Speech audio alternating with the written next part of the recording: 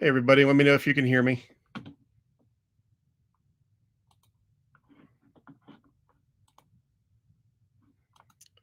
I think my mic's on.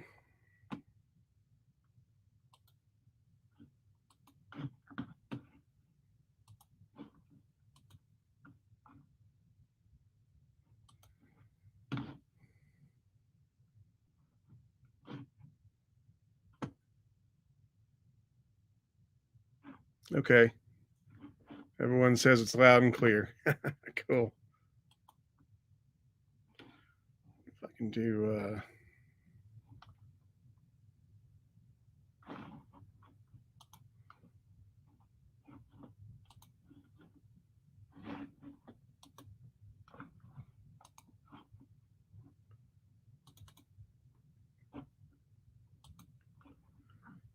let's see here.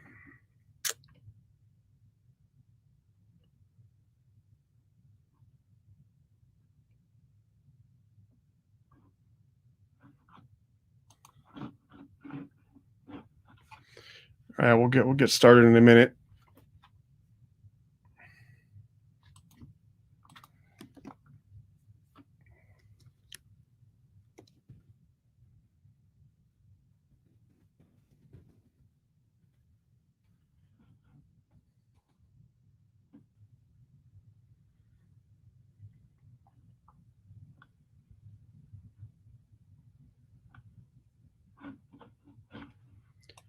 Mission control. Where's that? There it is. Oh, there we go. Okay, desktop 2. There we go.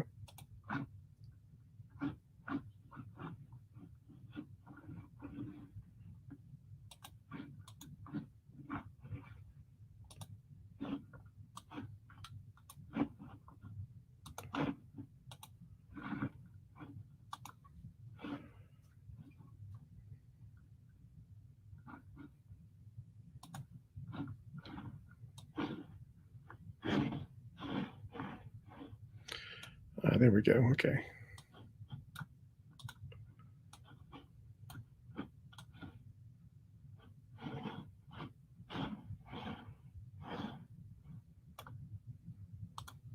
Sweet. Okay.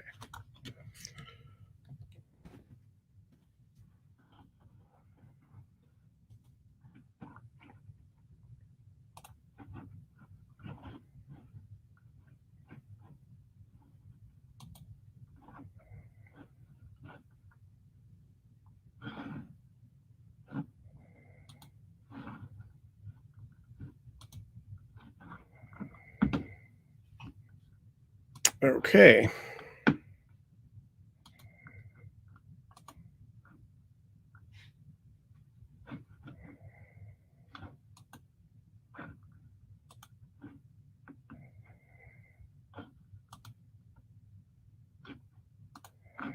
Good. Okay, everything's looking good.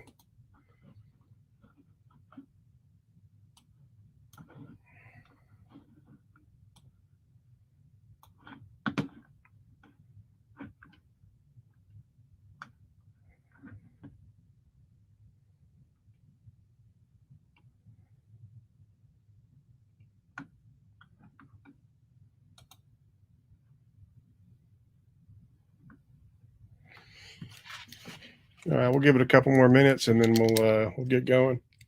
We're going to be going over the new 2023 Volume 2 catalog that just came out today, earlier today, this morning.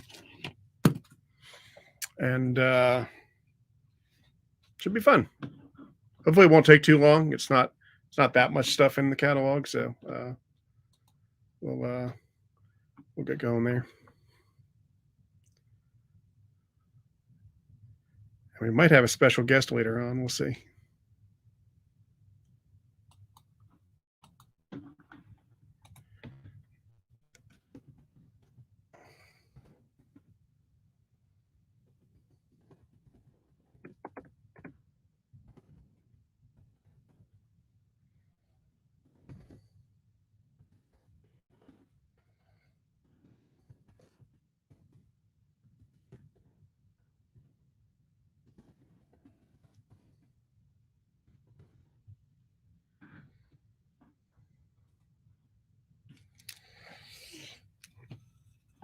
All right. That's 8:05. We'll get going. Got 250 people. It's not bad. So we're going to go over today's the Lionel catalog. So let me share my screen here. If I can do this.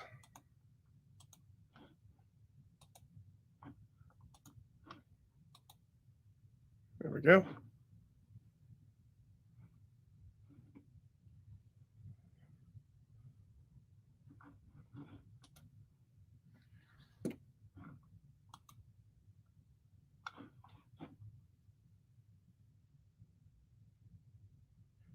Cool.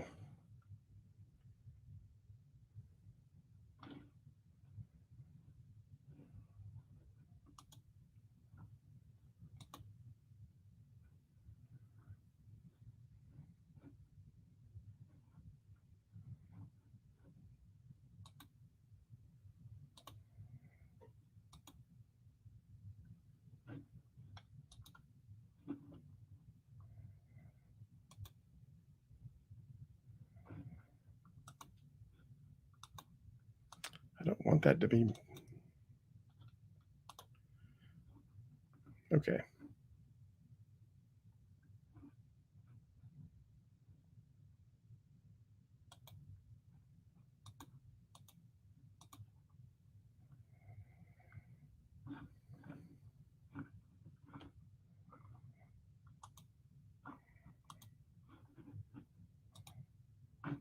Now I'm going to have a hard time. Well, let me see if I can do this. Give me just a moment.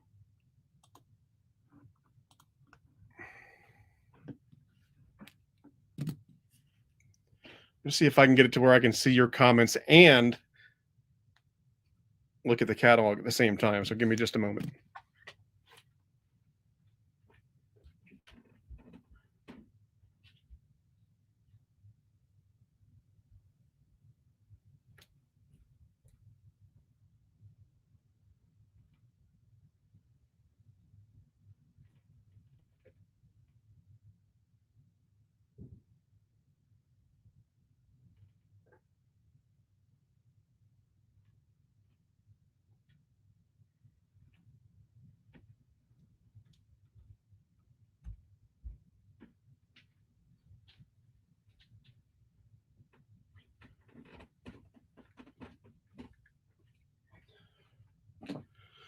Okay, let's see.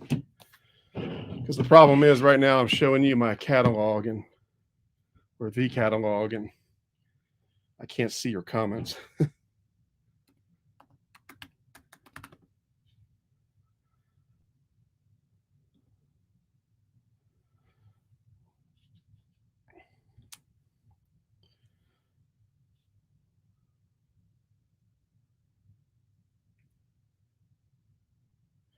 Okay, there we go.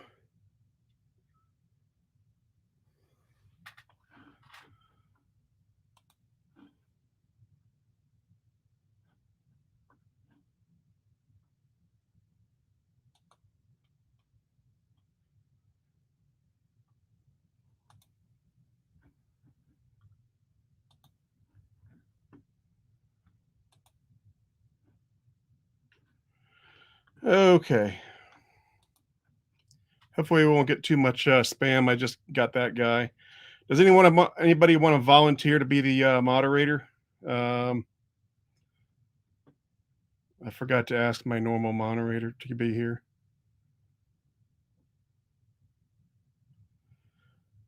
Let's see if there's someone that I recognized. Oh, Tony's here. Okay, there he is. Thanks, Tony.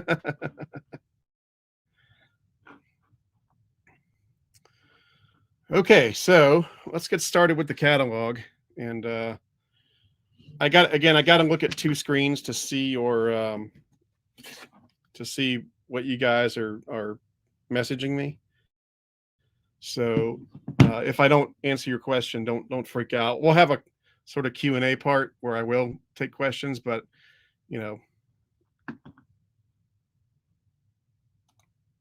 oops.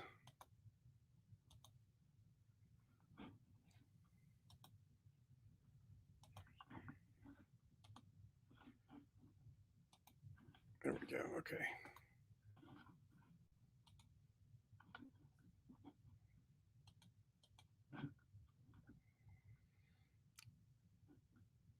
Okay. So hey everybody, welcome to the stream. Um, we're going to go over this 2023 Volume 2 catalog. No matter how often, how far I prepare in advance for these things, there's always some technical issue that comes up. So hopefully that's the last of it, and we'll be okay.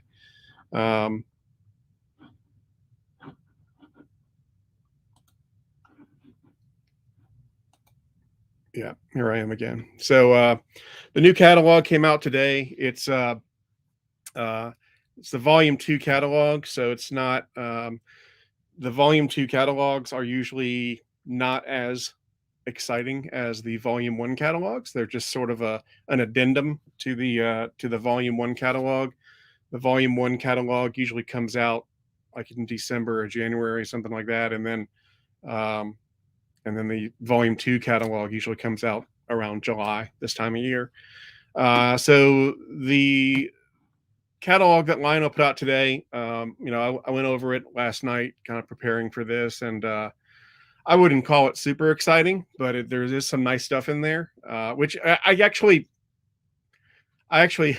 like a catalog that's not super exciting every now and then, because it gives me a chance to catch my breath. If every catalog is just brimming with brand new stuff, you get in trouble with your wallet really fast. And so it's always nice to have a little breather where there's some nice stuff, but it's not just like 300 pages of stuff I gotta have. So that's really nice. So let me go back to sharing the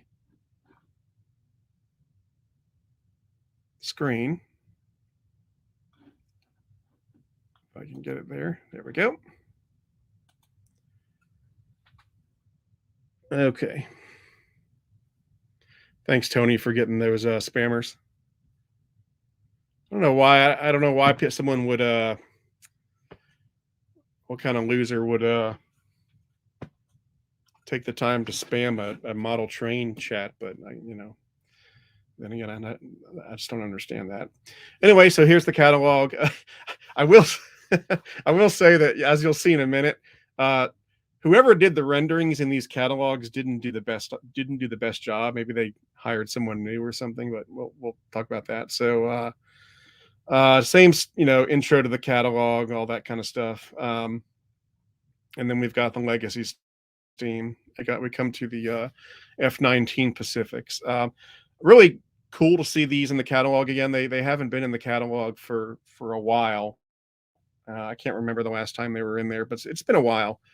Certainly, I mean, I don't have one in my collection, and so it's been a while.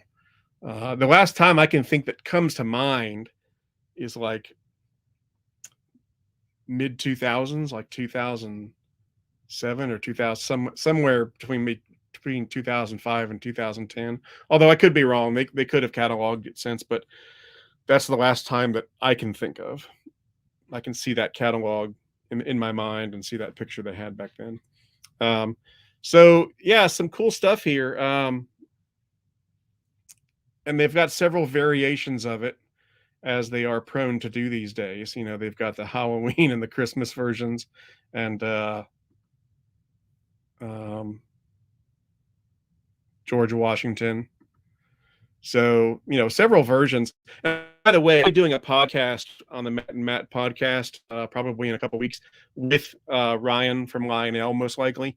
And we'll get Lionel's kind of input on that. So keep an eye out for that podcast. Those are always fun. We do those every time the catalog comes out, and they tend to be a lot of fun.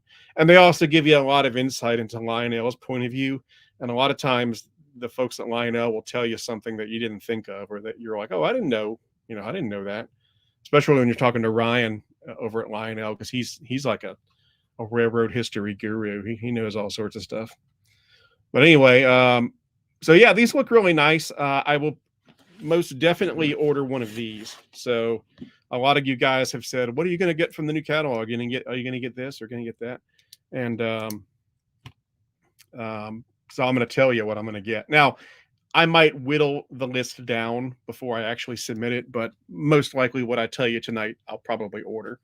Um, I've said this in previous videos, but uh, it's not a race to submit your order. A lot of people submit their order like today, but it doesn't matter. You've got, I think there's like a 30-day deadline or something like that to submit the orders, and as long as you get it in before the deadline, that's all that matters. So whether you submit your order today or a month from now, they're all going to arrive at the same time.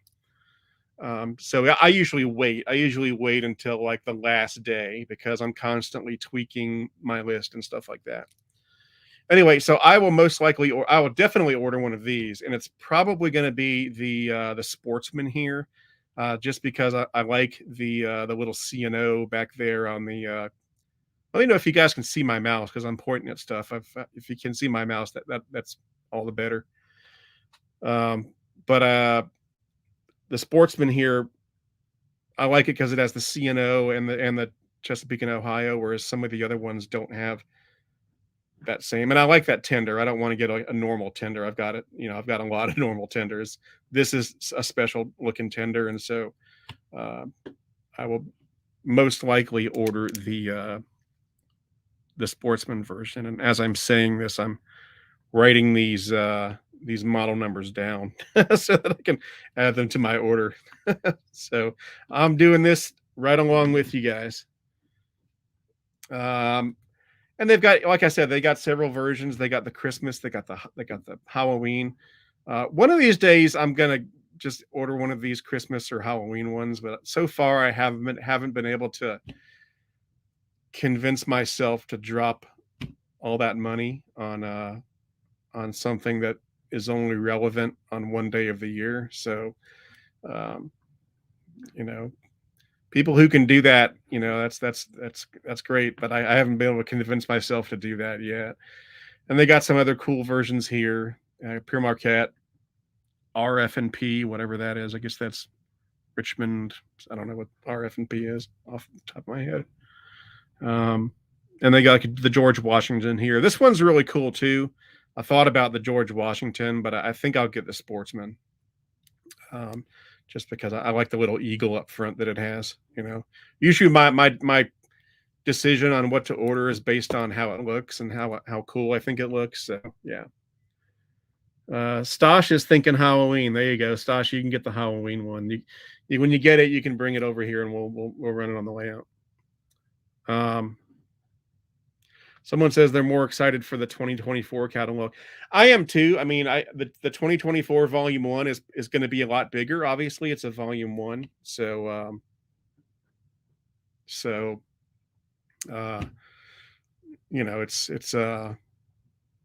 that's going to have a lot more cool stuff in it. So, whoops, where'd we go? Okay.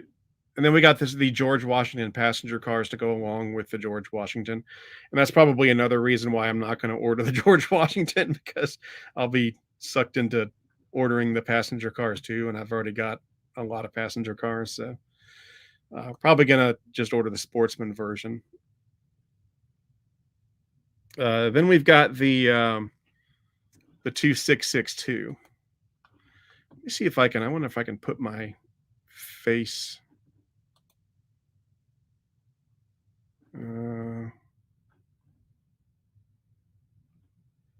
Yeah, we'll do this. I can get my face down here. She's on the call too. Her is off right now, but there she is. So she might weigh in if she thinks something's nice. I think she's muted. Yeah, there she is. Okay. So I'll leave my my video down here. That way there's a little more interaction there.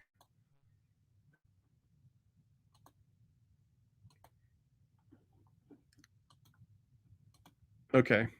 Oops. Dang it.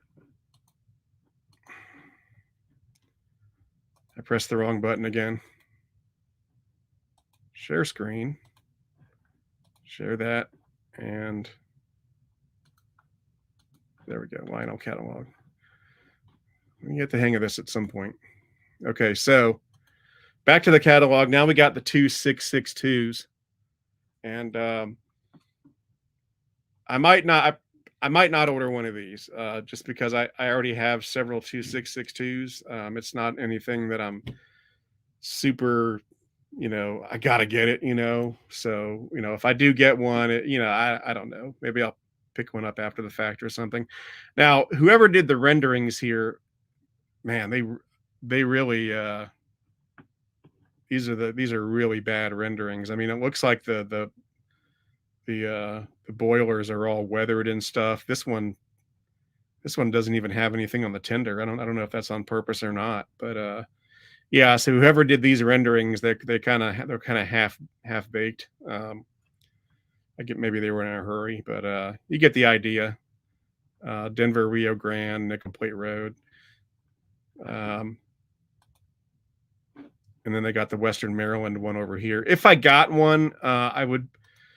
Oh gosh, I would probably either get the Denver Rio Grande or the Western Maryland, but I don't know if I'm going to get one of these. But they do look nice. I mean, if you don't have a 2662, they're going to be beautiful, I'm sure.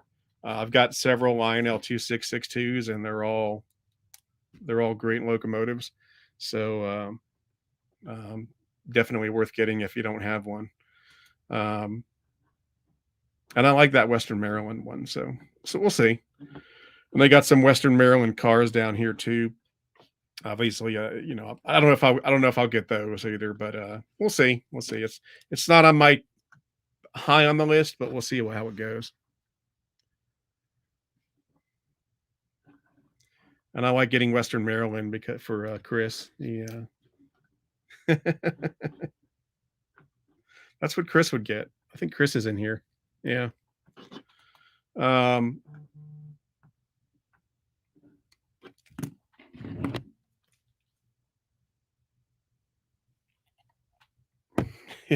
yeah. They could use some help on I mean, I don't know what happened with these renderings. I don't know if there was some like new guy at Lionel starting or, but yeah, these are horrible renderings, but it's just a mock-up. So, it's not the end of the world. And then we got the consolidations. And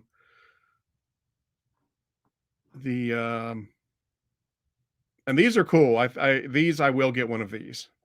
These look really cool.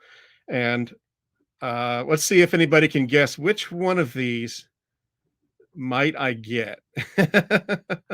I'll give you a minute to decide that. It's pretty obvious, but well, maybe it's not. I don't know. But I knew which one I was going to get within about 3 seconds of seeing the page. So um, it has nothing to do with the road name itself. That's your clue.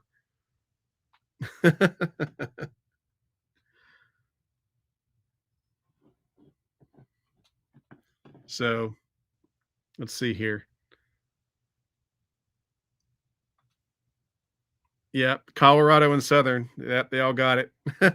And the reason I'm getting it is because it's got a detachable plow. I mean, I don't have a steam locomotive with a detachable plow, so that is definitely being ordered. 2431350. All these other ones look nice too. This Seaboard Airline one looks really sweet too. I like that kind of green on there, but yeah, I'm gonna go with the Colorado and Southern because I've just never had something with a plow on it before. So, and it's a decent price, $8.99. I mean, in this day and age, that's about as cheap as steam engines are going to get. At least legacy steam engines. So, it's not a bad price. Kind of like that. Then we got the M1s. Again, really bad renderings here. I mean, it'd be cool if they were saying it was weathered because they look like they're weathered, but they're not. Oops. So Yeah, again, I don't know who did the renderings on these, but they need some work. Um, again, the M1, I've got an M1 in my fleet, a Penske M1, so this is not something that I'm dying to get. Although they are very nice. The Penske M1 that I have is really nice. I mean, I like it a lot. And so I don't know. If I get one of these, it'll probably be this one just because that one kind of looks kind of cool. This 6855. But we'll see. We'll see. Gosh, look how cruddy that rendering is. I mean, I don't know what happened. I mean, it'd be cool. When I first saw it, I thought, are these weathered? Are they selling these as weathered locomotives? But I don't think they are. I think it's just I don't know what happened. Um, they got some cool options here for the M1. You know, so maybe I'll get. I don't know. We'll see. It's not a pressing need to get one, but I might. We'll see. Then we've got the FEF3s. And I know these are, a lot of people are going to like these. These will probably sell pretty well. Um, I've already got UP 844 that Lionel did several years back. That one's really cool. That's the one that came with the Lionel lines alternate tender plate, where you can change it on the tender. You can make it say Lionel lines as well as Union Pacific. Uh, that was really cool. So I don't need to get 844. However, it's hard to say no to a 49er paint scheme.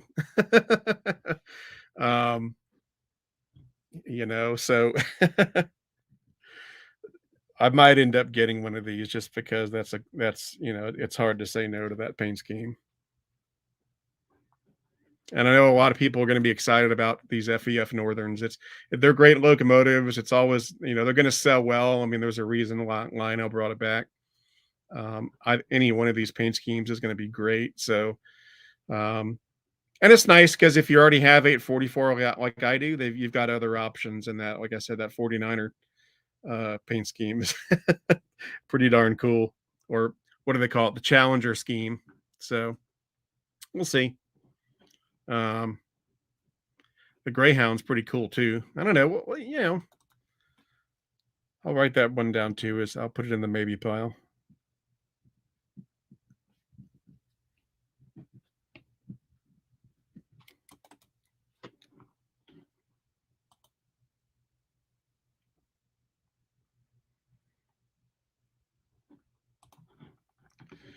All right.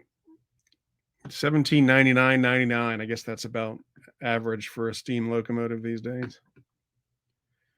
I think in about the year 2035, we're going to be looking at these catalogs and going to be like, oh, it's only $49.99.99. It's only $5,000. So then we got some stuff to go with those. Then we got the aux tenders and the passenger cars. I won't be getting any of these passenger cars or any of the aux tenders. I've already got a few aux tenders, so I don't really have any reason to spend money on those right now. But the aux tenders are always cool, especially the ones that have sounds. Um, I don't know if mine have sounds or not. I have to check. Lionel always adds something to it to make you say, "Well, maybe I should get it." So, um, those are cool. Got the nice looking passenger cars too. So, all good stuff if you like that stuff and you need that kind of stuff. So, moving on, we got the diesels, SD50s. They're back.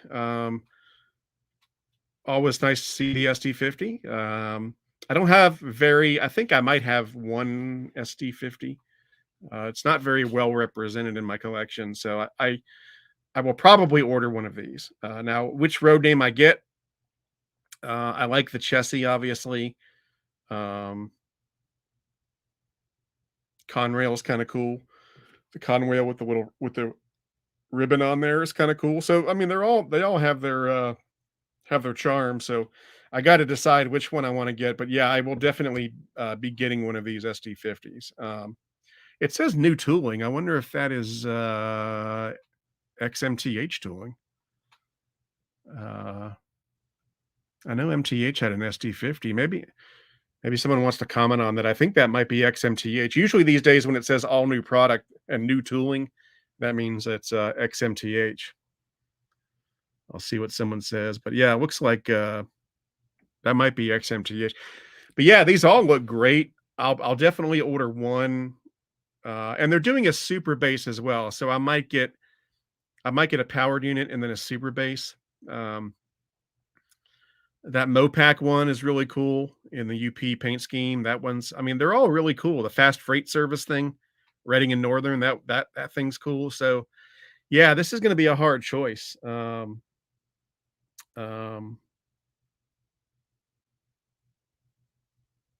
Someone says it's not XMTH. All new tooling that Lionel has developed themselves. Wow, that's a shocker. That's really nice if they did that. I'm really happy about that. So these look great, and I wonder if they're going to have the kinematic pilots. They're going to have the kinematic pilots. That's good. So uh, this is exciting. I might get one or two of these. Maybe like I said, a powered unit and a super base unit. These are very good. Get all of them. Yeah. I'm going to save the big diesel purchase for the next page, which is the SD70s. So they brought back some of the Norfolk Southern SD70s. And I'm going to get 4 of these. Well, 3, possibly 4 of these to fill in some more of the blanks in my heritage collection. So I've already got the Erie one from the last time they ran these, but I don't have the New York Central, the Lackawanna, the Illinois Terminal, or the Jersey Central. Now, the Jersey Central, correct me if I'm wrong, but that looks like the wrong color. It should be like an orangey yellow, not yellow like that. Somebody can correct me if I'm wrong. That might be just a goof in the catalog, and they're going to get it right when they make it. But that doesn't look like the right color for CNJ. I'll see if somebody comments on that. But yeah, I think they might have goofed on that color, which given the state of the other renderings in this catalog, it wouldn't surprise me. So yeah, wrong color. It should be orange. Yeah, I thought so. So I'm going to ask when we do our podcast with Ryan from Lionel, I'm going to ask him if they know that's incorrect. I'm sure they probably do. So if they're going to have the correct color, then I'll get 4 of them. I'll get CNJ, Illinois Terminal, New York Central, and Lackawanna.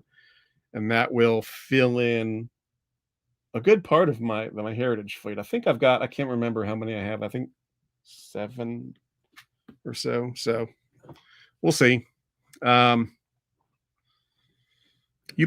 looks nice too, but I'm going to focus on the Norfolk Southern Heritage. And they're doing non-powered units too, which is nice if you want to save a whole. Well, no, the non-powered unit is $350. Well, that's actually considerably cheaper than the powered unit. Usually, I was expecting to see the non-powered unit be $50 cheaper than the powered unit, but that's actually not bad. So, but nice to see the Norfolk Southern Heritage fleet back in there again, and I'm happy to see that because it allows me to fill in some of the blanks from last time.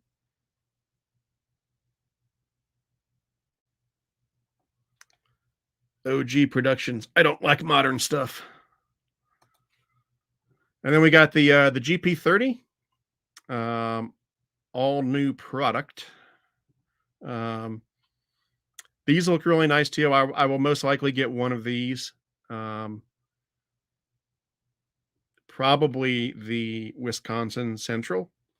but we'll yeah, probably the Wisconsin Central. The Alaska one's cool too, but I'm gonna go with the Wisconsin Central.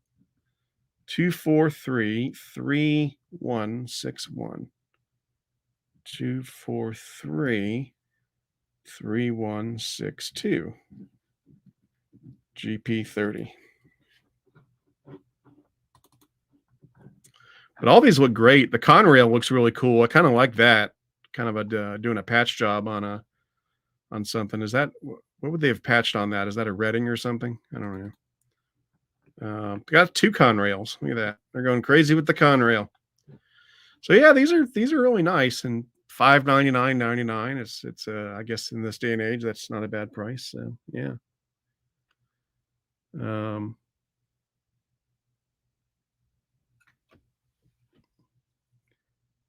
the good thing about the non-powered units is you can cram them in the middle of a consist without a care in the world. Yeah, that's true. That's true. Okay, so yeah, these look really nice. I always like the antennas on the top of the Pensa units, although you got to be really careful with it. I'm really clumsy, and I would end up breaking those. So it's probably best if I steer clear of that. Uh, I'll probably stick with the Wisconsin Central, but we'll see. Then we got F7s again. You know, I think Lionel does these in just about every catalog. Now, the one okay, let's see if you guys can figure out which one I am drawn to. We got Boston and Maine. We got Rock Island. We got Great Northern, Frisco, Burlington, and Santa Fe. Which one do you guys think that I will get? I shouldn't get it, but I will get it probably.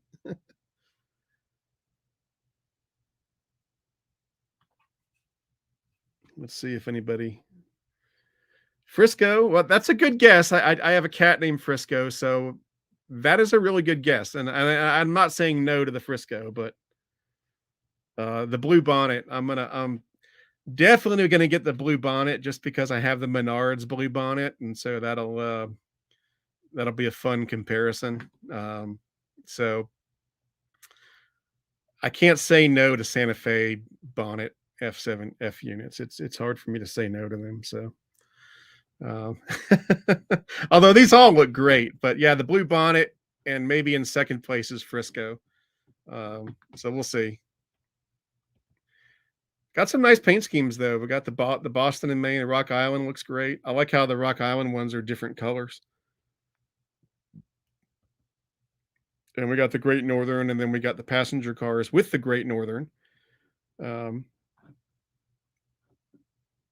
and I'm glad I'm glad I don't want to get the Great Northern, because then I'd be obligated to get the passenger cars too, because I'm like that.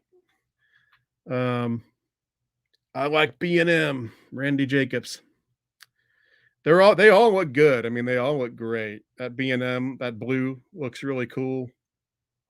It's going to be a hard choice, but I think I'm going to go with the blue bonnet, just because either blue bonnet or Frisco, or maybe both. We'll see. I'll get all of them. I'm going to say I want 1, 2, 3, 4, 5, 6 F7 sets, please. 6 F7 ABBA sets, please. and here's $10,000.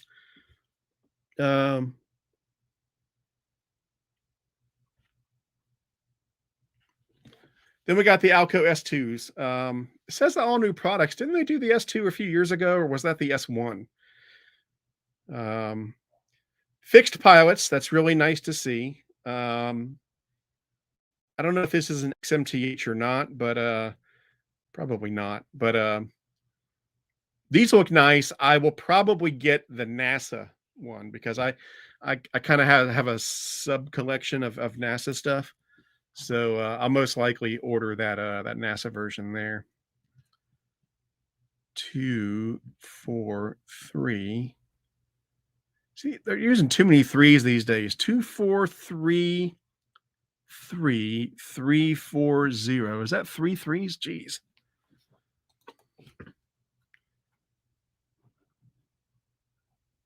Now it says NASA number 2. Is there a NASA number 1 somewhere that I'm missing? I don't know. Archer Daniels Midland, that looks really cool too. I mean, these all look really cool. OG Productions is getting the US Army version. Very cool. Oh, Atlas got the S2 from MTH? Okay. Good old Atlas.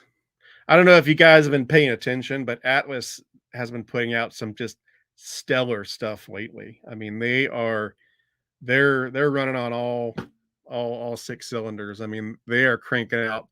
I've got a review for the P42 Genesis and Am Fleet cars coming out in a few days, and that set is just gorgeous. I mean, it's amazing, and of course, I don't have to mention the auto carriers, which that I'm putting out a video about that saga soon too. But yeah, Atlas is, if you've never gotten anything from Atlas before, take your head out of the sand and get some Atlas stuff. Atlas is they are making some incredible stuff right now.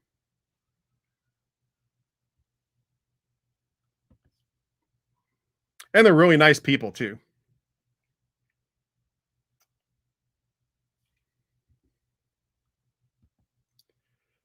As an example of that, they had a July 4th car that I posted a picture of it on my channel. I was gonna do a July 4th video running some American themed trains with some cars, and I thought and Atlas was doing a custom July 4th car, and and I saw it on their site, but it was like 3 days before the July 4th weekend, and I thought I was going to do a video, so I ordered it on their site, and then the next morning I emailed them and was like, "Hey, I really want to try to get this into a video on the 4th. You know, do you think you could get it to me?" And a couple, like, 30 minutes later, they replied and said, "Yeah, we'll look into it." And then another 30 minutes later, they said it's been shipped, and it got there on that Friday before the July 4th weekend. So they were really nice folks over there. Um, anyway, back to this catalog. Sorry, I'm digressing. Then we got some sets, and some cool looking sets. Oh, I think they're all diesel sets. Oh no, there's one steam. So we got the Lehigh Gorge Scenic Railway Legacy set. This one looks really nice. Um,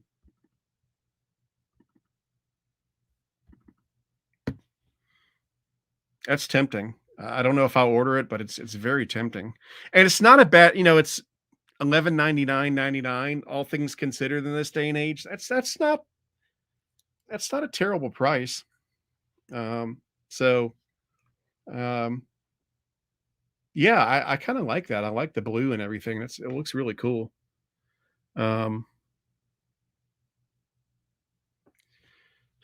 Let me see here. So, they got some extra cars too. Then we got the Western Pacific Feather River freight set. Another cool looking set. Western Pacific Feather boxcar. Beautiful set.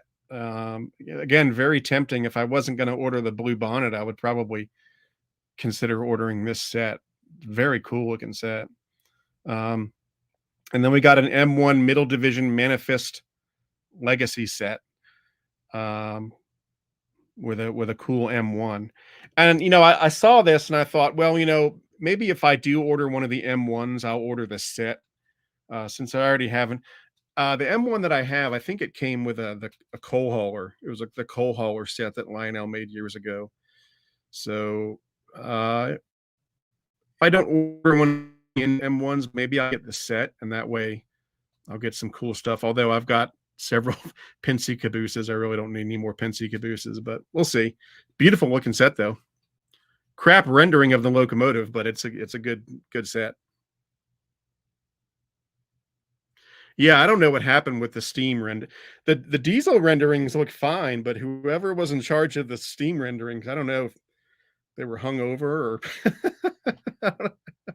I don't know what happened there, but um Yeah, I'll have to ask Ryan about that. I mean, it's okay. They're human. It's I know it's okay, but I think it's kind of funny. You know, everybody makes mistakes.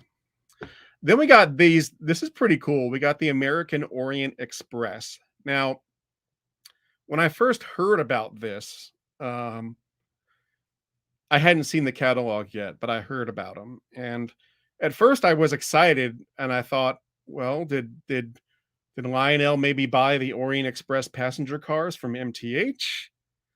And they're going to do label them as American Orient Express. Uh, but that's not the case. This is their standard 21-inch cars. Um, and so that being said, I don't know how true this is to the. I know there was an American Orient Express, but I haven't researched it. I don't know if they used cars that looked like this or if they actually had more European looking cars. So I'm gonna have to find that out. They're really cool. I like the idea. Um, and if they're semi-realistic, if they're semi-true to the real thing, um, then I'll probably get some of these, if not all of them, because they look really cool. I think these are gonna be really, really cool. Um, let's hang on a minute.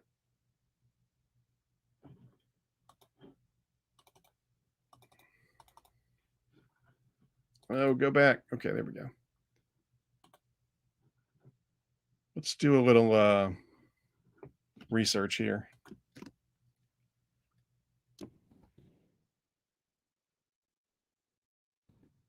I know they ran some Orient Express cars like back in the 80s or something like that. Yeah, here it is.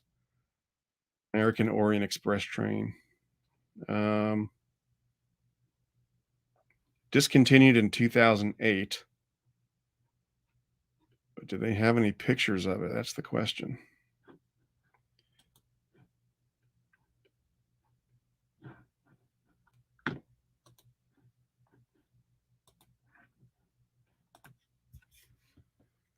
Okay, there they are. Well, those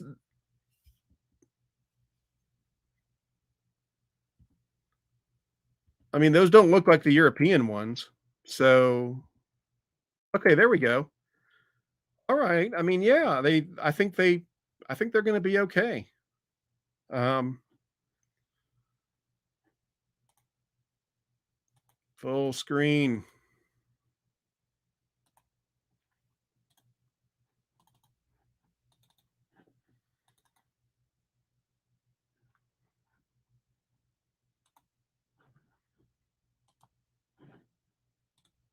Okay.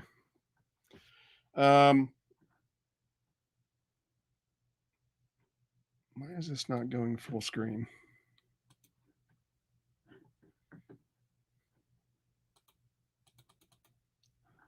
I think I'm doing something stupid.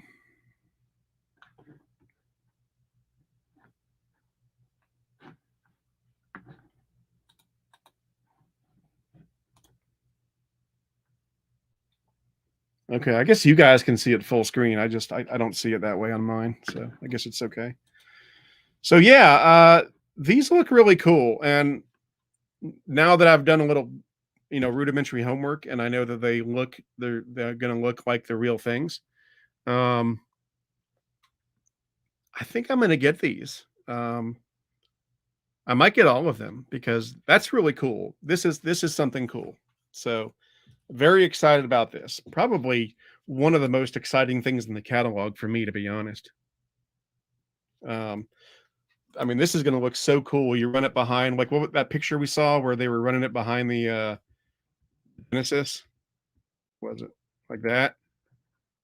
I mean, you do that setup. That's going to be a cool train. So yeah, I'm excited about that. That's very cool. All right, then we got some more passenger cars. We got some Amtrak, Southern, UP, RPO cars. I like these. I like the RPO cars. I'm a big fan. Anybody who's been watching this channel for a while, um, I'm a big fan of MOW. Sorry, not MOW, but kind of MOW stuff. Sorry, I'm tongue tied there. So these MOW RPO cars, I think these are cool. So I might get one of these, like the Southern, or maybe the UP because it's got that cool green on there. But yeah, I like those. I like these MOW cars.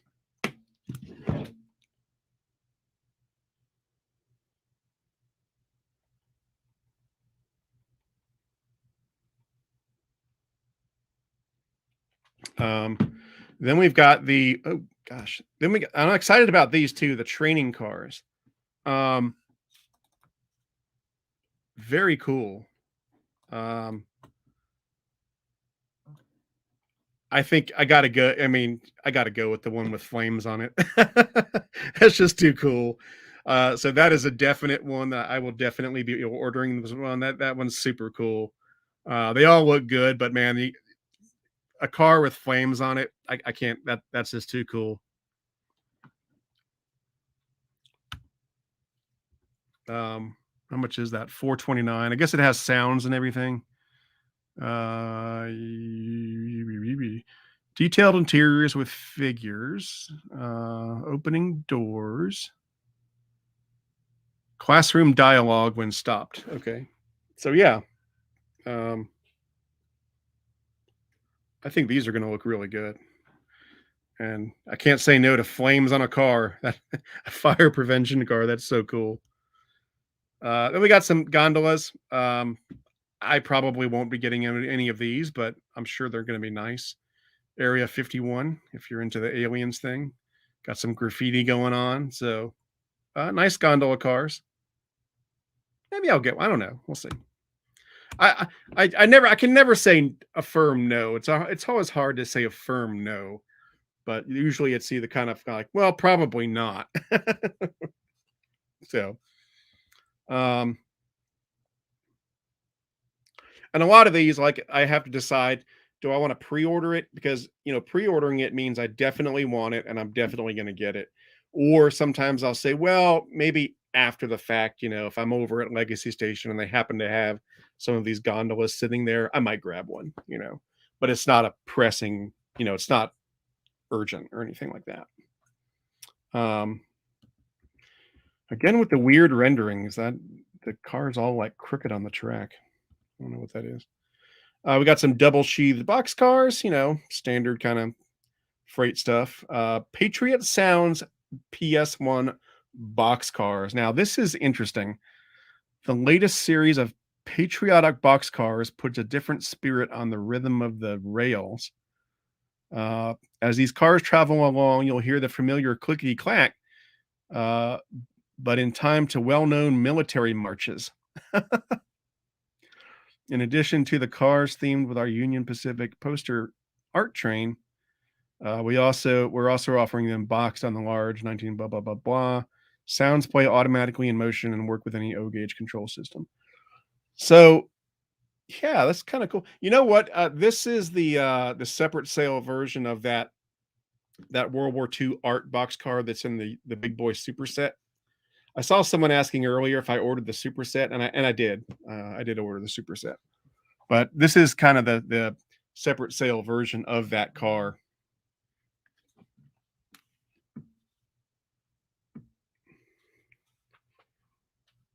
Um, Tony just brought up something. I want to check on something real quick. He said, "Did you notice the Colorado and Southern consolidation had the wrong tender?" Let's see. Oh yeah, it does. They got Colorado and Southern, and they got Burlington Route tender. Okay.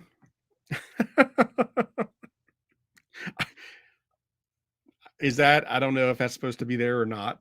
But that, that, this catalog is far from perfect. You know, maybe Lionel had to hire. Maybe their old designer quit, and they had to hire somebody new on the spur of the moment. I could have done a better job than this, though. I mean, geez, this. I mean, it's not rocket science. Um. Anyway, so we got these nice box cars. These are kind of cool looking. I might order one of these. Maybe the Air Force or the Army one, something like that. I think these are pretty cool. Um. Someone says it was probably a mistake. CNS was a subsidy of Burlington. So maybe it's not a mistake, you know. I'll ask Ryan about it during the podcast and we'll find out. Um, so maybe it's not a mistake. Then we got some the World War II PS1 boxcar 3-packs. This is kind of cool too. Going all in with this art, the World War II poster art. I think that's really cool. Uh, you know, anybody who's a fan of World War II themed stuff, good stuff to have. I probably won't get any of these 3-packs, but they're kind of cool.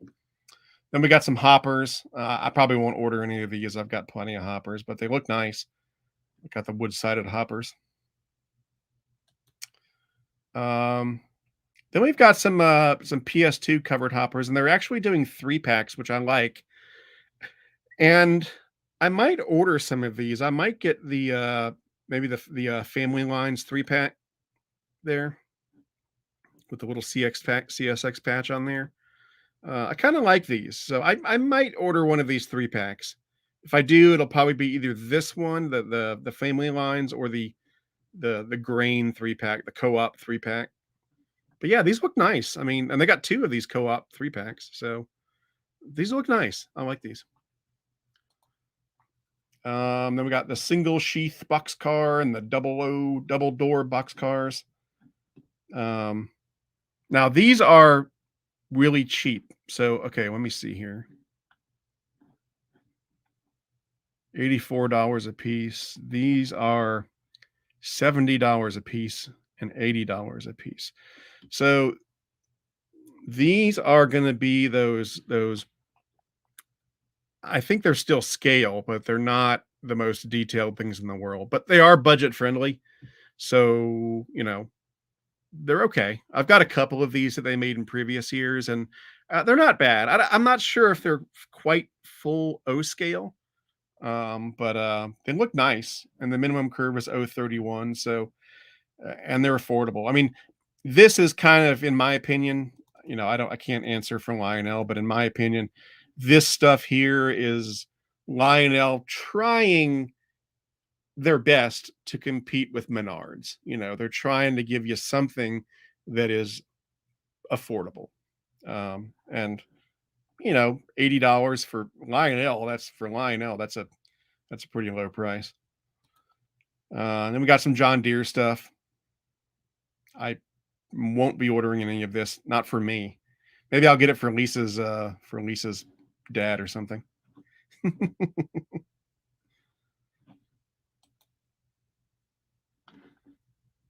Oh, Lisa's there. I see there. I see. It's hard for me to see the tab and if she's there or not. There she is.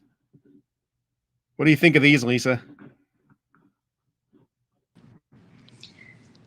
I think they're kind of cool. We'll get one of these little flat cars for your dad or something. Too bad they don't have a Farmall car.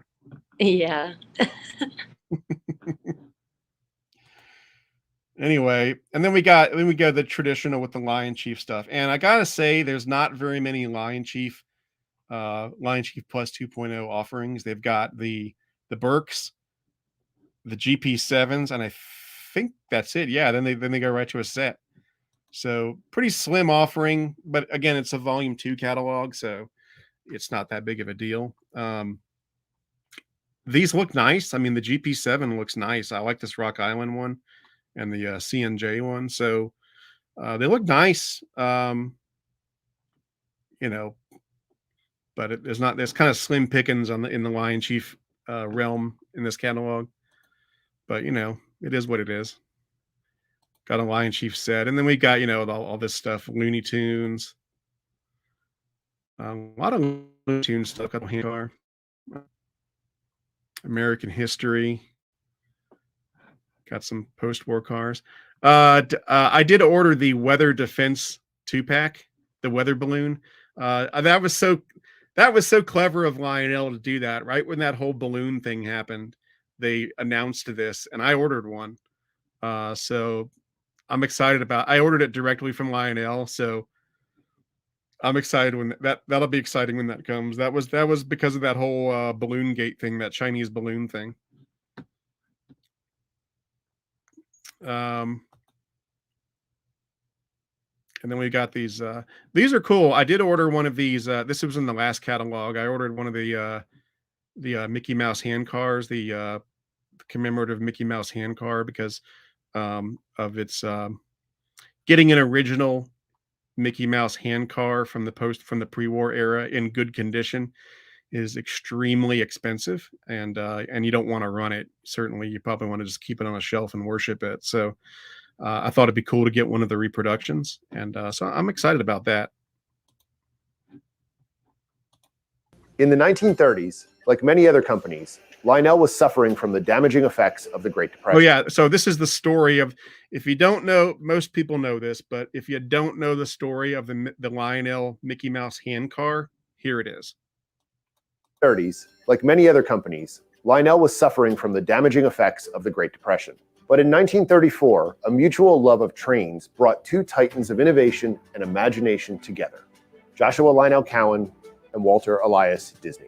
It wasn't long before the two entered a partnership that would endure for generations and change the face of the model train industry. A famed 1929 Disney short was rumored to have a hand in the redemption of Lionel trains. The film shows Mickey Mouse and Minnie Mouse aboard an energetic steam locomotive. Their journey ends with a bang as a rogue boxcar crashes into a tree, sending an explosion of debris into the air that magically lands to form what many would say was the inspiration for the 1934 saving grace of Lionel, the Mickey Mouse handcar. Lionel's original number 1100 Mickey Mouse handcar sold more than 250,000 pieces during the holiday season of 1934. The popularity of Disney's Mickey Mouse and the imaginative design of the wind-up toy was just the magic Lionel needed to not only keep its head above water, but send the company soaring to new heights. Now, Lionel reaches back into its archive to offer collectors a special Disney 100 edition of the groundbreaking 1934 handcar. Just like the original, this new edition will operate using a wind-up mechanism to include a circle of two-rail track. The handcar will be made of stamped metal with resin Mickey and Minnie figurines and die-cast metal wheels, the same as the original 1930s toy. 4 unique color variations of this handcar are available, each replicating one of the 4 historic production colors. To celebrate Disney 100 Years of Wonder, Lionel is also excited to present a 5th offering, an exclusive D23 Gold Member Platinum Finish version. Each Disney 100 edition handcar will include a booklet that tells the story of how Lionel and Disney worked together to create this special car, and a uniquely numbered certificate of authenticity signed by me, Howard Hitchcock. We are thrilled to bring back this iconic piece and invite you to join Lionel as we celebrate Disney 100 Years of Wonder. There it is. Yeah, so really cool. That was the brief history of the Mickey and Minnie Mouse handcar. Basically saved Lionel from going out of business in the Great Depression. And it's nice that they're bringing that back to celebrate Disney's 100th anniversary. And should be cool when those arrive. I did order one. I didn't order the Platinum Series one, but I ordered that one. And Howard Hitchcock doing the video there. Really nice guy. One of these days when I get the video of me and Chris up at Lionel uploaded, we've got an interview with him that's really cool. Really, really nice guy. I don't know about Chris, but I was kind of intimidated when we went to talk to Howard, and that intimidation disappeared very quickly because he's just a really down to earth, really nice, cool guy. And I think that's it. I think we're pretty much at the end of the catalog. So collector hub, stuff like that. But so that's pretty much it.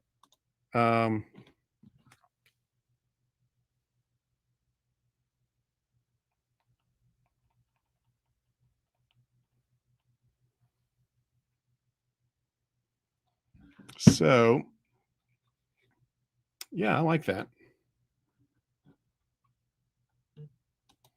So I'm going to see if Lisa will come on and give me her opinion of the catalog.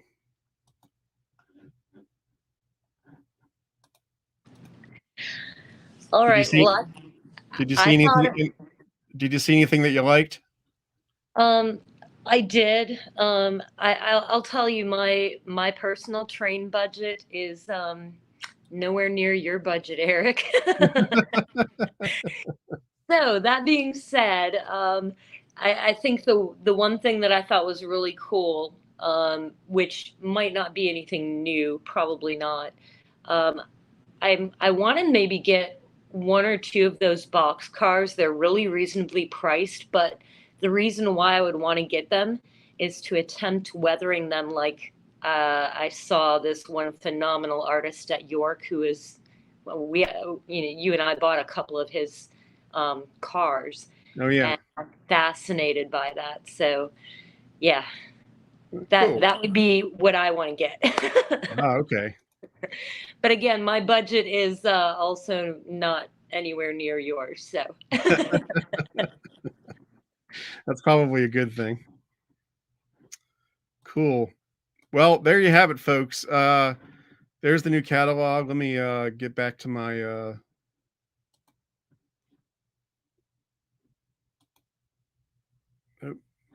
not you. There I am. Okay.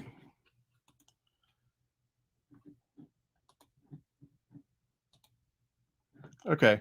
So there you have it. The am I still sharing my screen? I think I'm sharing. Okay.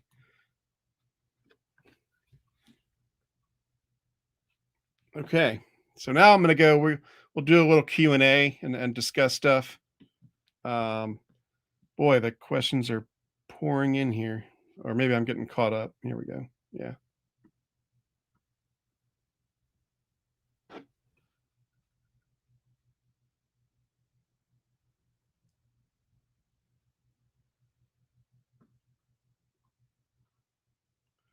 I'm waiting for my, okay, there we go.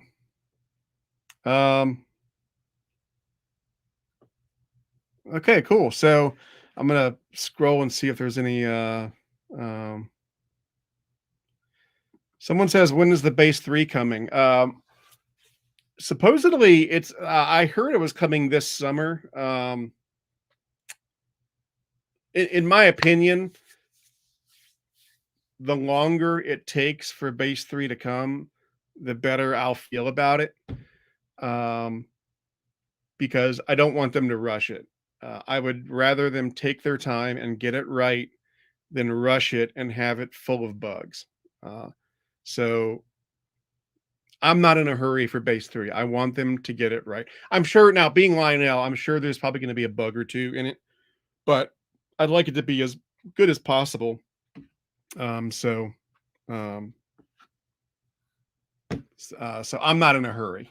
I'm always a fan of get it right. Don't get it fast. Someone says he heard November.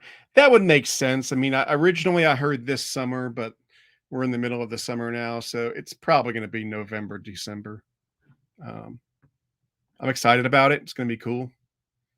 But yeah, I wouldn't. If my recommendation would be, don't get impatient. Just be patient, and when it arrives, it arrives. And the last thing I want is for Lionel to feel. I mean, I know they already feel pressure, but like I don't want them. If I could talk to Dave and Lionel, I'd say just And when we did talk to him, when we talked to him in December, I said that. I said, hey, just get it right. If it takes another year, I don't care. Just get it right, because there's no sense shipping us a half-baked product fast. I'd rather a quality product take longer. So, have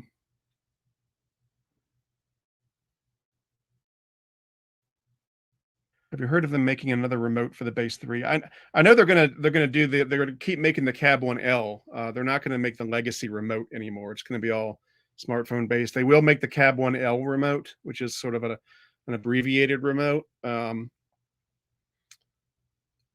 I don't think there's any plans to make a new legacy remote, which kind of sucks. I'm not the biggest. I don't want to sound like an old guy, but I mean, I love smartphones. I love smartphone apps. I just don't think you get the tactile response from an app that you do with the physical remote. You don't have the scroll wheel on the app.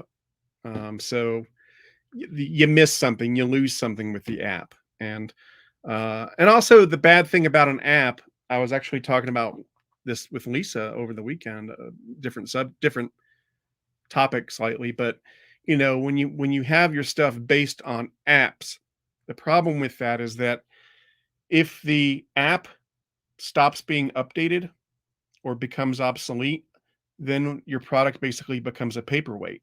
So let's say you buy the base 3 and they have an app, and then God forbid in 5 years Lionel goes out of business, or they just stop updating the app.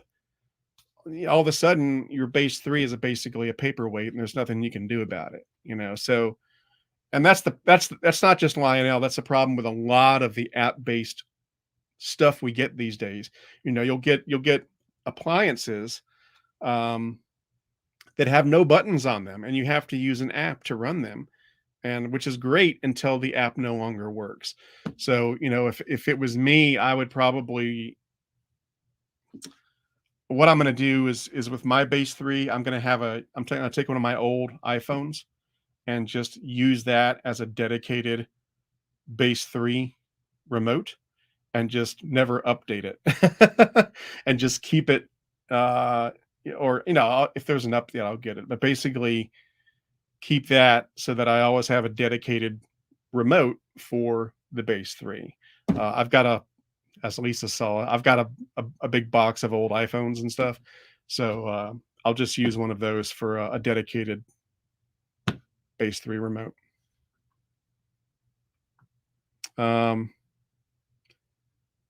That said, I get, Lionel is not, they're not doing anything that anybody else, they're not doing anything that anybody else isn't doing. I mean, everybody's moving to app control, for better or worse. Let's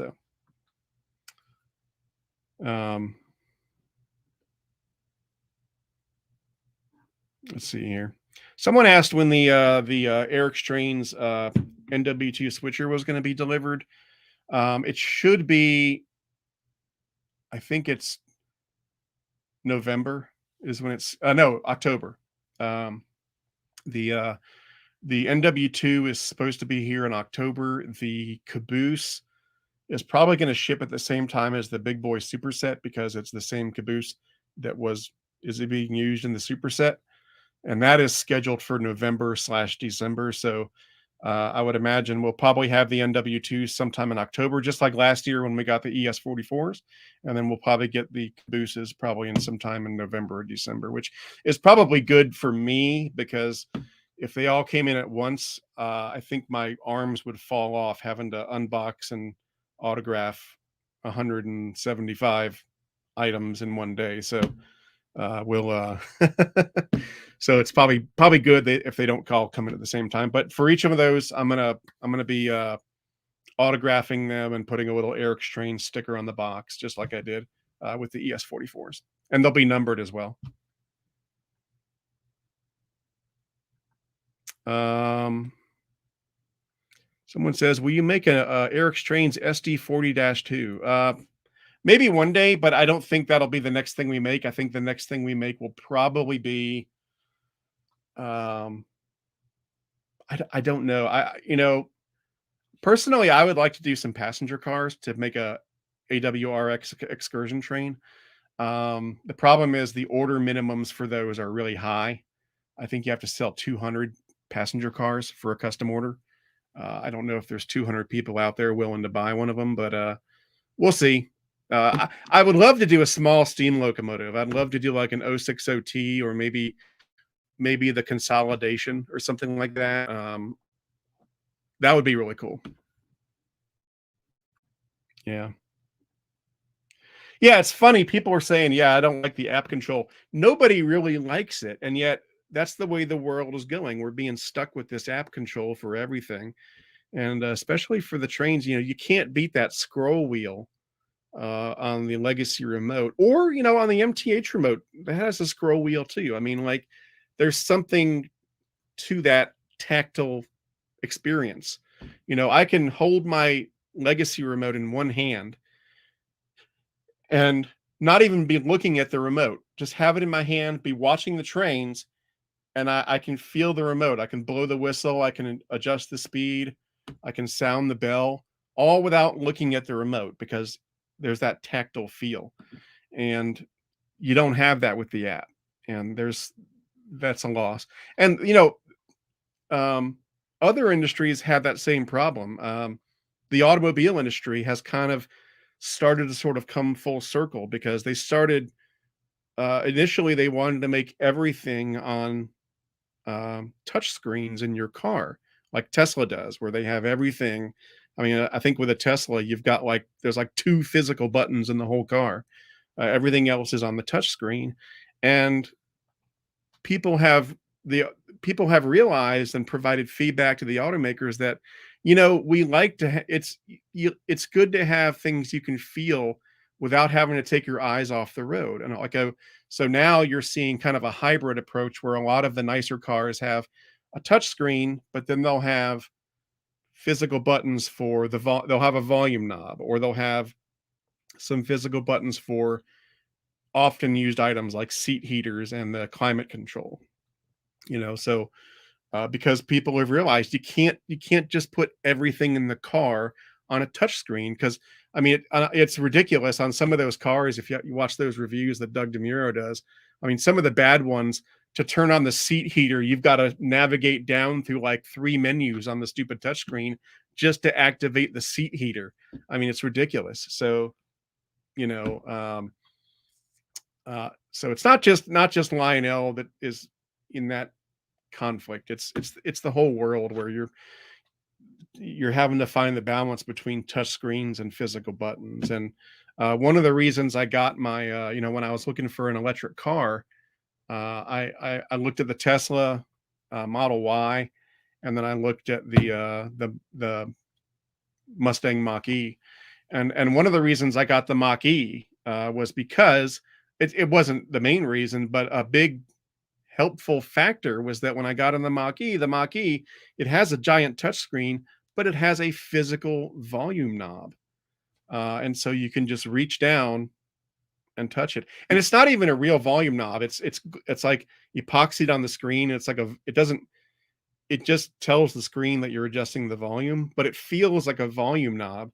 And that was a big deal to me. I was like, I want to have that knob, and you have knobs on the steering wheel too, but it's good to have that knob down there. And it also is used to adjust the fan speed on the AC and all that kind of stuff. So yeah, I'm kind of going overboard with the touch screen discussion, but clearly I'm not alone, because a lot of people are agreeing they're going to miss the physical remotes. But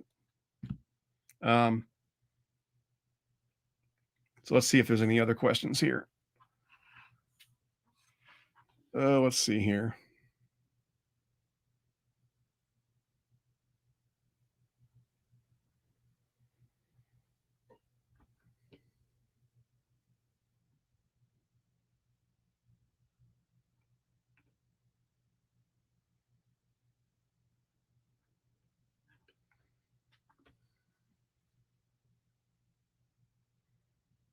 Yeah, everybody's talking about the frustration with the apps. Yeah, again, it's kind of a Pandora's box. It's not only do you lose the physical buttons, but like I said, you run the risk of your item becoming a paperweight, because if the app goes out of support, or if that company goes out of business, you're kind of screwed. So let's see if there's any other questions. Schaefer Logging says, I think I'm going to order the 19. Good for you, man. Good for you. I can't get myself to pull the trigger on a expensive locomotive that's just good for one day of the year. I probably will at some point, but I haven't been able to do it yet. I mean, Chris RBP, he bought the Polar Express Acela, so I haven't been able to do that yet. Let's see here.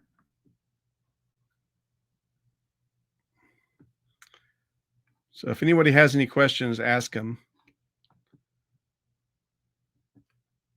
Why are the SD50s very expensive? How much are they? I can't remember what they were. Were they $5.99?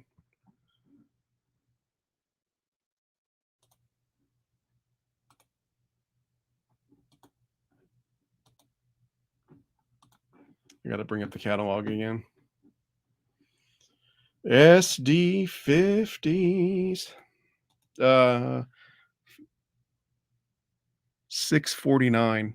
I mean, you know, the SD70s are $699. So comparatively speaking, they're cheaper. Everything is just expensive these days. I mean, we went through a huge inflationary period that hopefully is coming to an end. But you know, it is what it is. Am I going to York in October? Yes. Yes. Lisa's coming with me, and we're going to York again.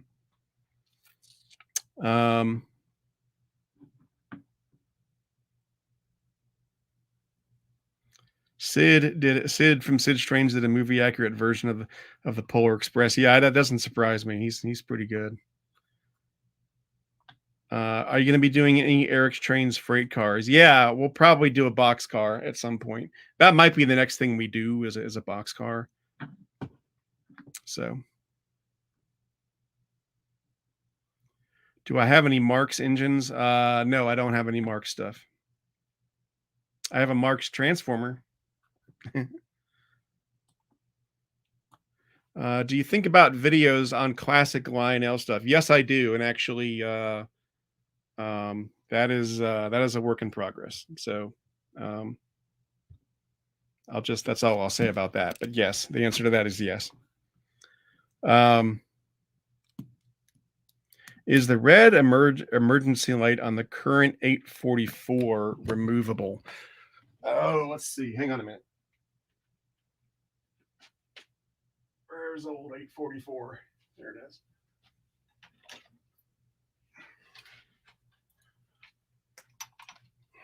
So I assume you're talking about this red removable light. I don't think so. I can't remember if they supplied an alternate boiler front, but on this one, you can't remove it. So yeah, this is the last one they did. And the last one was really cool, like I said, because it had the Lionel lines thing on it. I'll show you that.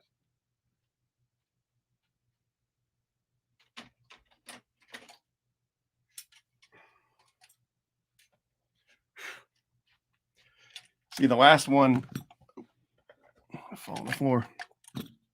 The last one had the Union Pacific, but it also came with these alternate magnetic plates, or there's magnets behind there in the tender.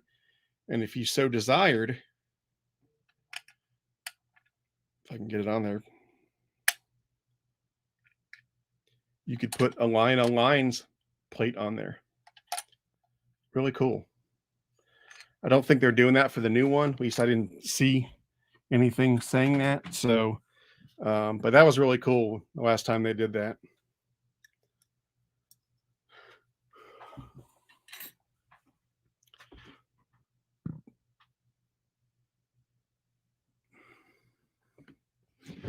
Tony, did you text me about something?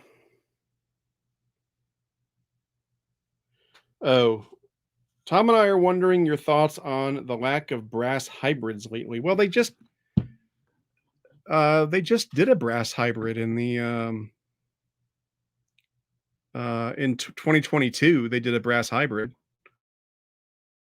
In volume 2, they did a brass. That was volume 2, right, where they did the brass hybrid. Let me see. Yeah, 2022 volume 2. So it was only last year that they did the brass hybrid Challenger, which still hasn't arrived. I think it's supposed to arrive in October or something like that. So, and I did order one of the brass hybrid Challengers. I got excited because last week, 2 weekends ago, Brian at Legacy Station, he texted me and he said, some stuff has come in, and he sent me the model number, and I looked it up, and it was the model number for the brass hybrid. And I was like, oh, cool. The brass hybrid Challenger's then. Awesome. And so we jumped in the car and we drove over to Legacy, and we actually, Lisa and I filmed an intro to the video talking about picking up the brass hybrid Challenger in the car. And when we got there, I found out that he had texted me the wrong number. He meant to text me the model number for the L1 Mikado, which had arrived. And so I had to scrap that video. I guess I'll recycle it when the brass hybrid actually does arrive. But yeah, so I was all excited and then was let down. Although the L1s did arrive, and they are very nice. There's the L1 Mikado boiler locomotive, and and the tender, and I got the one with the doghouse tender. So yeah. But yeah, so the brass hybrid I think is supposed to come in a couple months. So I got the pilot version, the unpainted version. So if it comes in the winter, now you're screwed, Eric. I'm screwed every winter because every December, Lionel has a habit of shipping tons of stuff in December, and so usually I end up getting a call from Legacy Station sometime in December, and they're like, "Yeah, you got a bunch of stuff that came in, and it's like $10,000."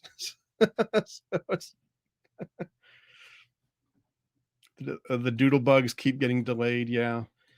We saw a prototype of the doodle bug in December, so they're working on it. That's going to be really cool. I'm really excited about the doodle bug.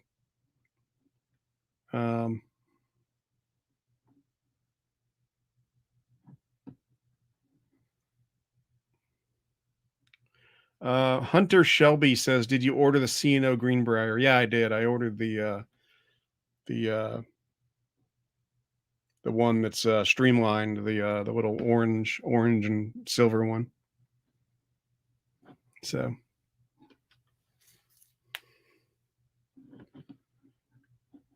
very cool.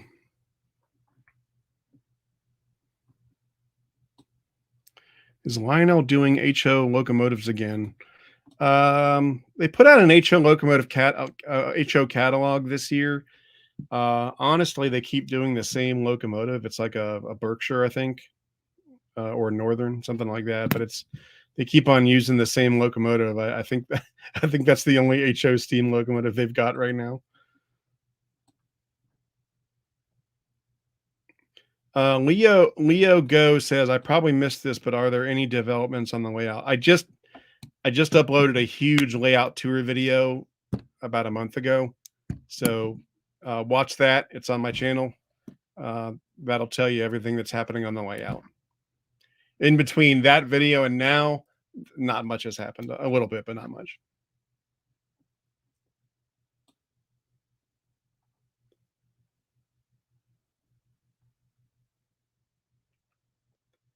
I wish Lionel should make a New Hope and Ivyland to it. Didn't they make a New Hope and Ivyland set? I thought they made a New Hope and Ivyland set a couple years ago. Yeah, I'm wrong. Yeah, they did an excursion train a couple years ago. It has a GP30 and 4 passenger cars, and they did that in I forget what they don't put the catalog now, but that was a couple years ago. They did that New Hope and Ivyland set.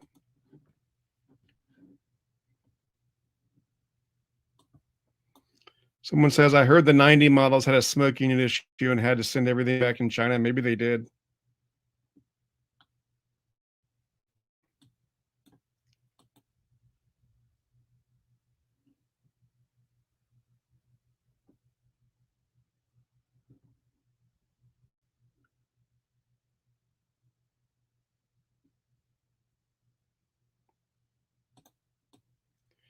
Yeah, Lionel HO. I mean, I'll just say that Lionel has never been able to make great inroads in the HO market. I think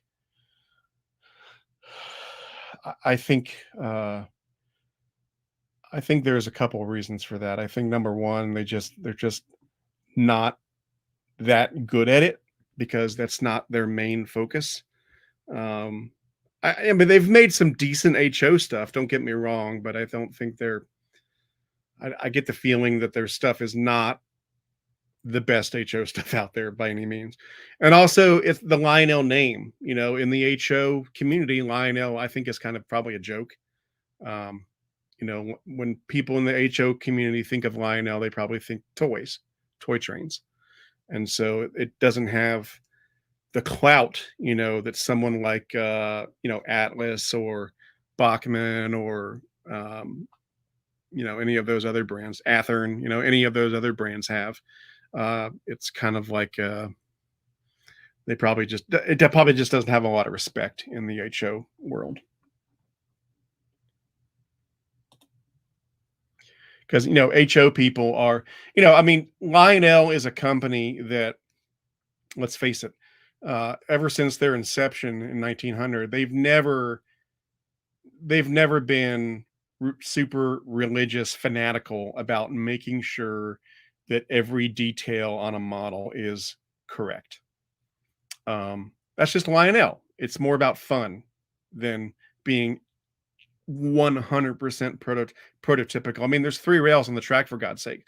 You know, so, and in the HO world, you have to be fanatical about making it absolutely correct. The right number of rivets, the right length, the right height, everything has to be perfect, or else HO people don't want it. And Lionel doesn't have a history of doing that. And again, I think just their name in general, even if they did make something really nice in HO, the Lionel name just doesn't have the clout that other brands have in HO, you know. I mean, MTH faced the same problem. I think their HO stuff was somewhat successful. They made excellent HO stuff, but again, it was a hard market to get into because it's such an established market that here comes MTH, you know, and they made really, really good HO stuff, but you know, how successful was it? Probably not as successful as they wanted it to be. So, um, HO is one of those things you know, you got to be serious about it, and you got to, I mean, because people, HO people, they are serious about things being realistic. They are fanatical about it, and if you don't adhere to that, if you don't get religious about it, you're gonna get eaten alive in the HO world. Whereas in the O world, you know, there's 3 rails on the track. No matter how realistic you make the model, there's still 3 rails on the track. So there's a little bit of wiggle room there. There's not that wiggle room in HO or N or anything like that. So, which is why I don't do HO, because to me, part of this hobby is the fun of it, the childlike joy of it, you know, the using your imagination to ignore that 3rd rail. You know, I always tell people who criticize the 3rd rail and they say, why does O scale have 3 rails? You know, and I say, you know, in my opinion, I think the 3rd rail, for me at least, is there to remind me not to take it too seriously, to remind me that it's all about having fun and enjoying, you know, using your imagination, pretend that 3rd rail isn't there. That's what you did when you were a kid. And that's why I think that's why I gravitate towards O, because it's more about just using your imagination and having fun rather than getting bogged down in the details and getting all pissy when they don't have the right number of rivets on something. So someone says, are you getting more HO trains from Atlas? Yeah. Just now, I do like HO, don't get me wrong. I just that's not my main thing. I do have actually This is kind of cool. I'll show you something really neat. Oh, I don't have my reach rod down here. Hang on a minute.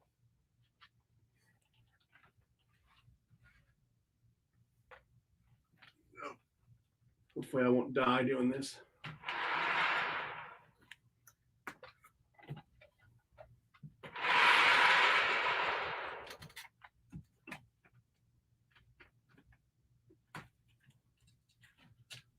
Oh, come on.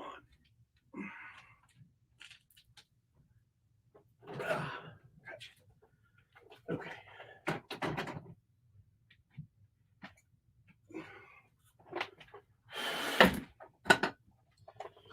Okay, I'm back. Whoop.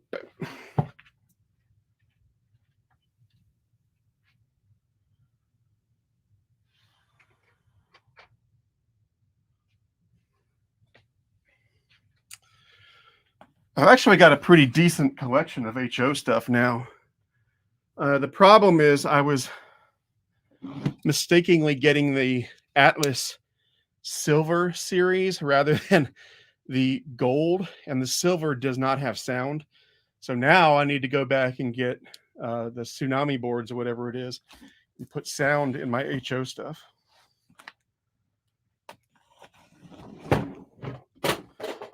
Crap. Okay. But check this out. This is kind of cool. 3-rail is easier to wire. I think it's easier to wire than HO. You don't have to worry about reversing loops or anything like that. That's why 3-rail track was invented in the first place, because they wanted it to be something that was easy for children and parents to set up on the floor. And with 2 rails, you have to worry about polarity. Whereas with 3 rails, you don't. And so you can make a reversing loop, a reversing siding, whatever, and you don't have to worry about any of that stuff. That was the original reason why they did 3 rails. Because they didn't want you to have to be an electronics expert to set it up. They wanted people to open it up on Christmas morning and just, boom, be able to set it up without having to read a manual about how polarity works and all that stuff. Okay, so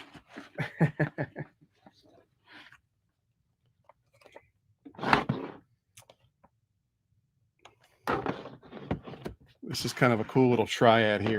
Let me show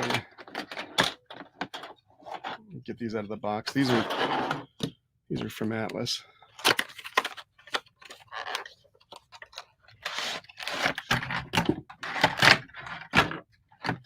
Okay, so as you may know, I'm a fan of these of the Pan Am stuff. So I have a lot of these O gauge Pan Am boxcars in my fleet, and very cool looking.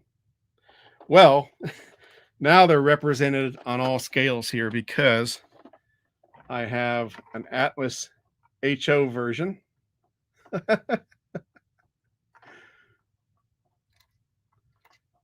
I'm your father. Pretty cool. And then there's the HO, and I have an N version now too. I'm your father. Pretty cool. It's like big brother, little brother. And then here comes dad over here. Pretty cool. Pretty cool.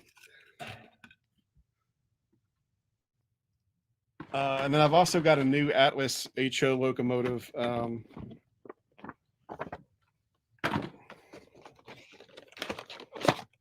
I haven't tried out yet. And again, I mistakenly got the silver, and I need to upgrade this with sound.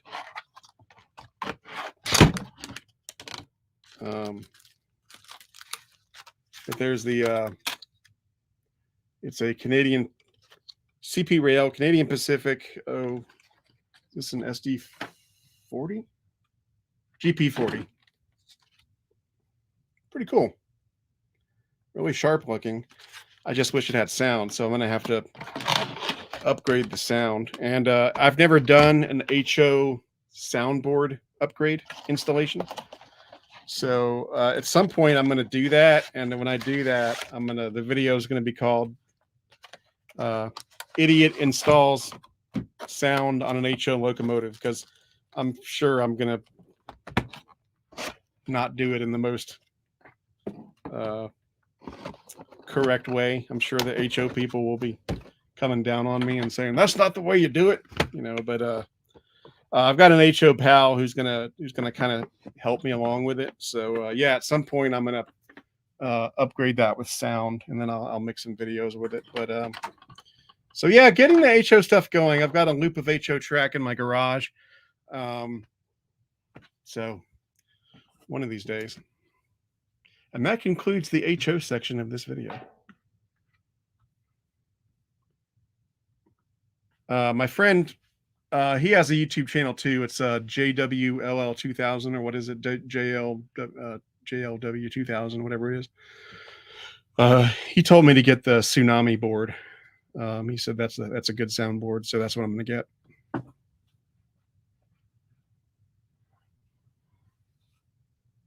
What do I think is the most cost-friendly modern engine? That's a good question. I'll tell you what's the most cost-friendly modern. I'll show it to you. I'm actually doing a video on it as we speak. Of course, I'm doing a lot of videos as we speak.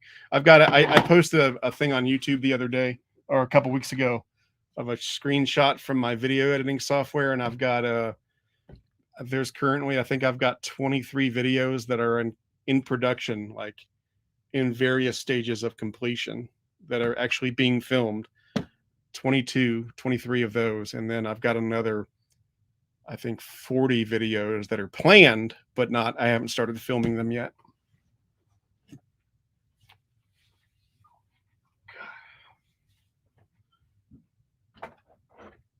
Okay. This is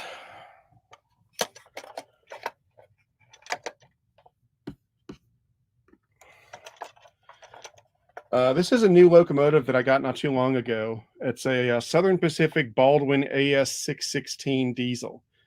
It's a Rail King scale, so MTH Rail King, but it is scale.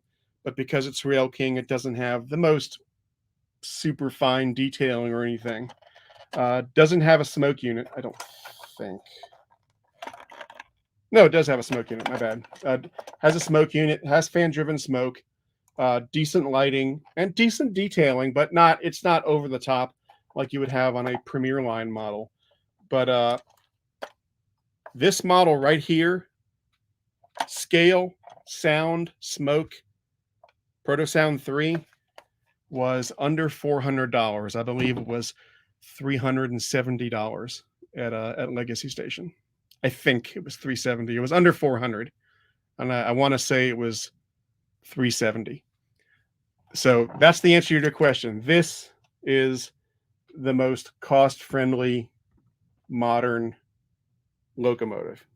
Under $400, Proto Sound 3, sound, smoke, lighting, and really not bad detailing. I mean, for Rail King, it's very basic detailing, but you've got wire handrails, I mean, it's really not bad at all. Probably the most Rail King cost cutting thing is that you've got one pickup roller per truck rather than two like you have on the higher end items.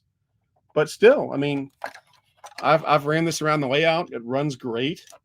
And I mean, for under $400 in this day and age, I mean, you can't beat that. You cannot beat that. So there you have it. So there's proof that you can still get, even now in 2023, if you look, you can still get stuff, good locomotives for a good price. Are they going to be Lionel? Probably not. But MTH Rail King is going to give you the best bang for your buck. And I've said that for years. MTH, even their Premier line stuff, I've always said that MTH is the best bang for your buck. You can't beat you can't beat what you get for the money when you buy MTH. Each of the brands has their pros and cons, and so with Lionel, you get cutting edge features and the best sound quality, and you get the most cutting edge features. With MTH, you get the best build quality and the most bang for your buck. The features aren't quite as fancy as Lionel. The sounds aren't as good as Lionel, but the build quality is excellent, and you get a lot for your money. And then with Atlas, Atlas is the most accurately detailed models in the business. If you're looking for stuff that has just the most crazy amount of intricate detailing, go with Atlas. Although Atlas now is having a lot of XMTH stuff, so now you've got Atlas stuff that has the excellent build quality of MTH. And so, like I said earlier, I mean, Atlas is really kind of on fire right now. They're really turning out a lot of great stuff because they've got the XMTH stuff going on, and then they've got their Master Series stuff going on, like the auto carriers that they just released. Those auto carriers are just fantastic. I mean, if you compare those to the Lionel auto carriers or the MTH auto carriers, they just blow them out of the water. I mean, there's no comparison. And I'm about to release a video about them, and you'll see. I mean, there's just the amount of detail on those things is just insane, and they have a nice weight to them. So yeah, you always get something different with each manufacturer. But yeah, if you're looking for the best bang for your buck, right these days, it's going to be Rail King scale if you're into scale stuff. So. And again, I'm filming a video for this. It'll probably be out. I don't want to jinx myself, but it'll be out soon. So now we need some passenger cars for those who missed the set a few years ago. What's that for? I didn't pay attention. Why did you never review the Vision Line GS locomotives? I do want to do a video on them. I've got 4 of them, so I need to do a video on them. I just there's just so many videos that I have in the queue, and it's a little overwhelming sometimes, and I just haven't gotten around to it. And I haven't done a video on the Vision Line Class A either. And one of the reasons is because,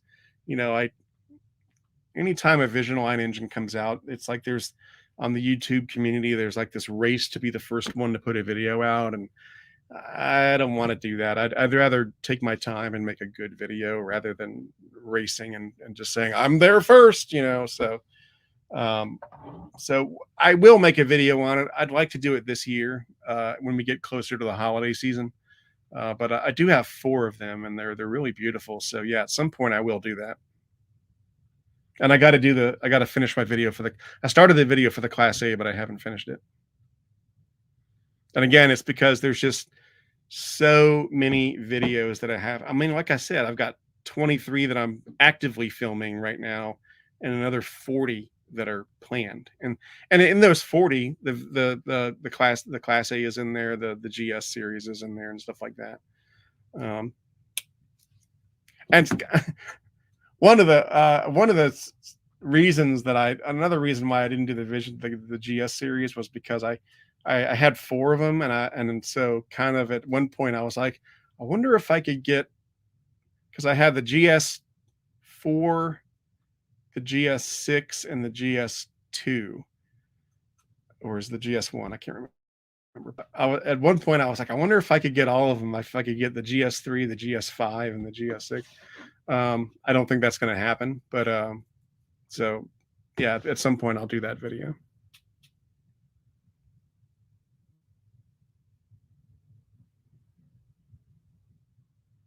Someone liked the review of the Lionel scale state set.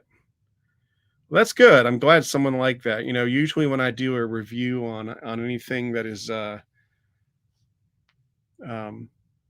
not, there's kind of this thing with YouTube. Steam gets you, if big steam gets you the most views, diesel gets less, and then fantasy stuff like tinplate esque stuff gets even less, because most people just don't get it. They don't care about it. They don't want to watch it. They don't care anything about tinplate looking stuff, and so it's their loss. All right, we'll do a couple more questions and then we'll call it a night, because we're coming up on 2 hours. Wow.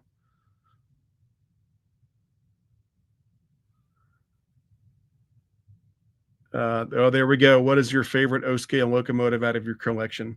It's this one right here. This is my favorite, my all-time favorite. I don't know. That's a hard one. What's up, train fam? I will be doing an open house this year in November. Usually it's the weekend before Thanksgiving. I don't know that for a fact yet, but that's usually when it is. So we'll see what happens. As soon as I know, I'll post info on that.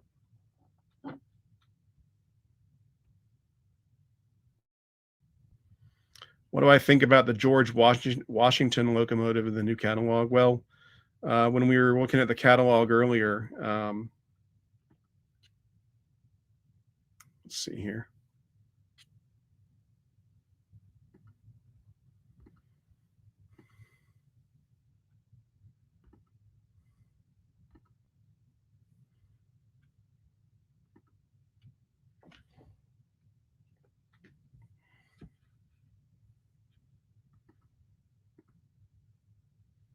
So he's talking about the George Washington. When we were talking earlier, I said I liked it. I think it's really cool, but I'm probably gonna order the Sportsman, just because I like that little eagle up there, and I just like the look of that one a little better than the George Washington. Although the George Washington is probably in second place. If I was going to order two, I would order the Sportsman and then the George Washington.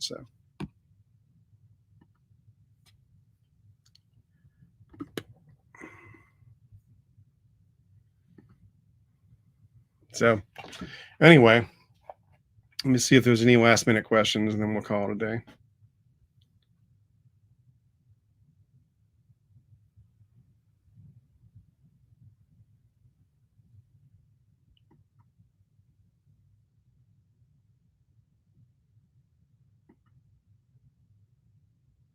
Yeah, I mean, someone said they like the triple review of the 2882s, so I'll probably do something in that vein for the GS series locomotives. Let's see here. Are you worried that some of the items won't be the correct color? Yeah, well, the CNJ SD70 is the wrong color. I have a feeling that they will probably fix that. I'll ask Ryan about that when we do our podcast with Matt and Matt. But I'm sure it's probably just a mistake in the catalog. I'm sure they'll fix it. And so someone says, "Did you see how the M1s look weathered?" Yeah, all the steam engines look weathered, and it's because they did I think it looks like they just did a terrible job with the rendering. They're not. I don't think they're selling them weathered. It doesn't say anything about it. So anyway, all right. Well, I guess we'll call it a night. It's almost 10 o'clock. So thanks everybody for tuning in, and this was a lot of fun. And the 2023 Volume 2 catalog. It's a Volume 2 catalog, so there's nothing earth-shattering in there. But I thought it was a good selection. There's there's several things that I like.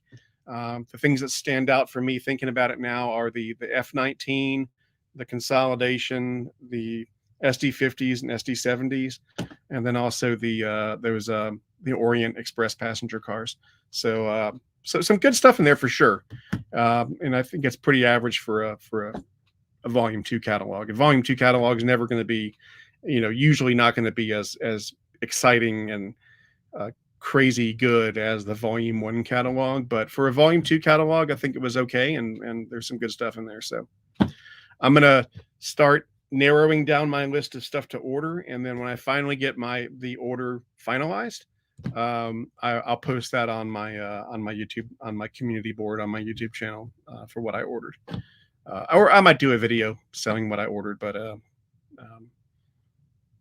that'll take a while. Like I said, I usually wait to the last day to submit my order, because I like to mull on it and think about it for a while. So I'll think about it for a few weeks and get the list exactly the way I want it. So anyway, that's going to do it for now. So thanks for tuning in, everybody. Thanks, Tony, for moderating, and I hope you guys enjoyed this little live show. And I will see you next time. I've got a new video coming out on Friday, so